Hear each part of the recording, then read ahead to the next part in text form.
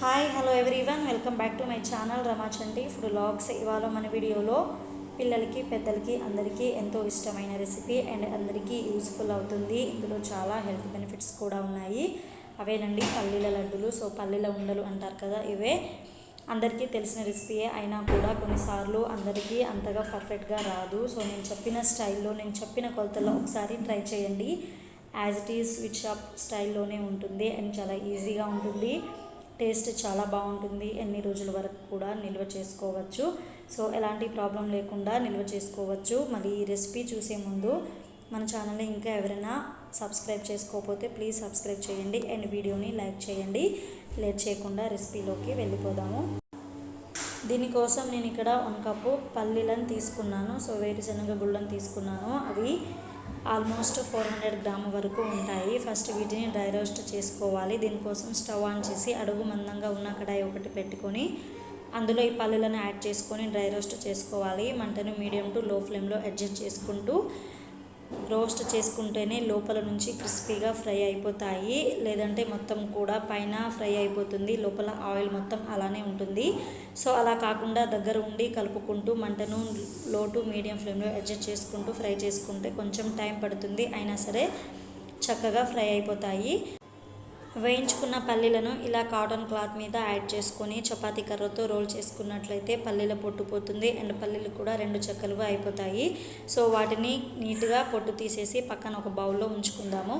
ఇప్పుడు అదే కడాయిలో స్టవ్ ఆన్ చేసేసి 1 కప్పు పల్లీలు తీసుకున్నాం కాబట్టి 1 కప్పు బెల్లం కూడా తీసుకొని బెల్లం పాకం వచ్చేంత వరకు కుక్ చేసుకోవాలి. ఇందులో 1 టీ గ్లాస్ వాటర్ని కూడా యాడ్ చేసుకోవాలి.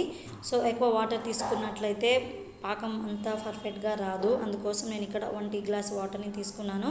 సో ఒక 5 మినిట్స్ ఇలా కలుపుకుంటూ కుక్ చేసుకున్నట్లయితే పాకం మొత్తం కూడా ఇలా వచ్చేస్తుంది. సో ఇది 50% పాకం వచ్చింది. ఇంకా మనకు గట్టి పాకం రావాలి. అప్పుడే పల్లి ఉండలు కూడా చాలా గట్టిగా ఉంటాయి అండ్ పర్ఫెక్ట్గా వస్తాయి అన్నమాట.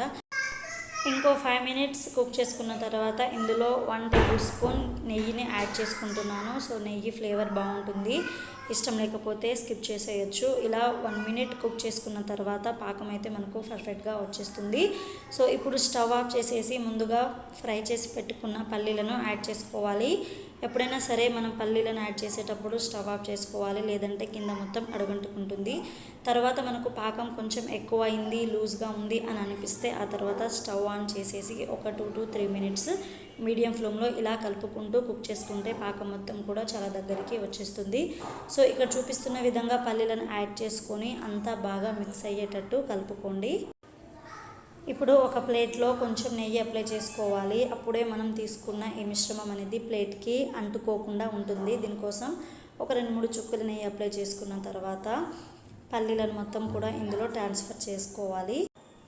ఇప్పుడు ఈ మిశ్రమాన్నిటిని ప్లేట్లో ఈవెన్గా స్ప్రెడ్ చేసుకొని చిక్కిలాగా కావాలి అనుకుంటే వేడిగా ఉన్నప్పుడే కట్ చేసుకుంటే సరిపోతుంది.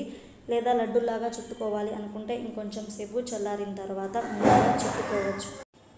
చుట్టుకున్న లడ్డూలన్నిటినీ కూడా ఒక నెయ్యి రాసిన ప్లేట్లో అప్లై చేసుకోవాలి. అప్పుడే తర్వాత అన్నీ కూడా ఊడి వచ్చేస్తుంది, లేదంటే ప్లేట్కి మొత్తం కూడా స్టిక్ అయిపోతుంది. ఇలా వేడిగా ఉన్నప్పుడు చుట్టుకుంటాం కాబట్టి మనకు కొంచెం ఇబ్బందిగా ఉంటుంది. అలాంటప్పుడు మన చేతికి కొంచెం ఇలా వాటర్ని అప్లై చేసుకొని ఉండలుగా చుట్టుకోవచ్చు. చాలా ఈజీ ప్రాసెస్లో అయిపోతుంది. సో వాటర్ అప్లై చేయడం వల్ల లడ్డూలు ఏమైనా పాడైపోతాయేమో అనుకుంటారేమో, అలా ఏం కాదండి.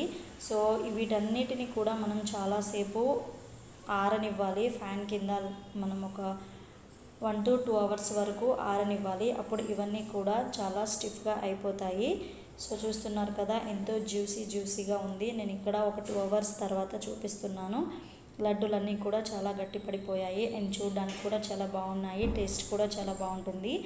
అయితే మీరు కూడా తప్పకుండా ఒకసారి ఈ స్టైల్లో పల్లీల లడ్డూలు ట్రై చేయండి అండ్ టేస్ట్ ఎలా వచ్చిందో కామెంట్స్లో షేర్ చేయండి. అండ్ ఇవాళ ఈ రెసిపీ మీకు నచ్చినట్లయితే మన వీడియోని లైక్ చేయండి అండ్ ఫ్రెండ్స్ అండ్ ఫ్యామిలీ మెంబర్స్కి వీడియోని షేర్ చేయడం అస్సలు మర్చిపోకండి. వీటిని ఒక ఎయిర్ టైట్ కంటైనర్లో స్టోర్ చేసుకుంటే ఎన్ని రోజుల వరకు అయినా చాలా ఫ్రెష్గా ఉంటుంది.